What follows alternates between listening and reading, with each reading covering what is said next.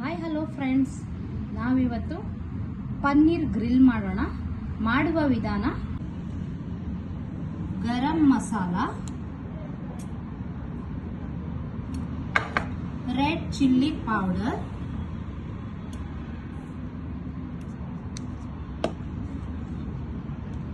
Yellow powder, ಶುಂಠಿ ಬೆಳ್ಳುಳ್ಳಿ paste ಮತ್ತೆ ಉಪ್ಪು, ರುಚಿಗೆ ತಕ್ಕಷ್ಟು, ಆಮೇಲೆ ಗಟ್ಟಿ ಮೊಸರು. ನೀರು ಹಾಕೋದು ಬೇಡ. ಚೆನ್ನಾಗಿ ಮಿಕ್ಸ್ ಮಾಡಿ ಫ್ರೆಂಡ್ಸ್. ನಾವು ಎಲ್ಲ ಚೆನ್ನಾಗಿ ಮಿಕ್ಸ್ ಮಾಡಿ ಪೀಸ್ ಮಾಡಿರೋದು ಆನಿಯನ್, ಕ್ಯಾಪ್ಸಿಕಮ್ ಮತ್ತು ಪನ್ನೀರ್ ಪೀಸಸ್ಸು ಎಲ್ಲ ಹಾಕ್ಕೊಂಡು ಚೆನ್ನಾಗಿ ಮಿಕ್ಸ್ ಮಾಡ್ಕೋಬೇಕು. ಗ್ರಿಲ್ ಮಾಡೋದಕ್ಕೆ ಈಸಿ ಆಗತ್ತೆ ಫ್ರೆಂಡ್ಸ್.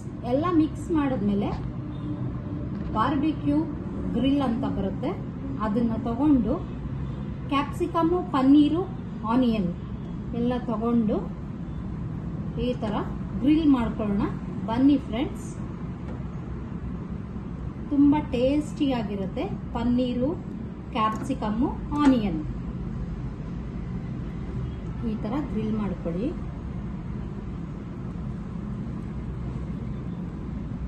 ಒಂದು 5 to 10 minutes ಗ್ರಿಲ್ ಮಾಡಿ.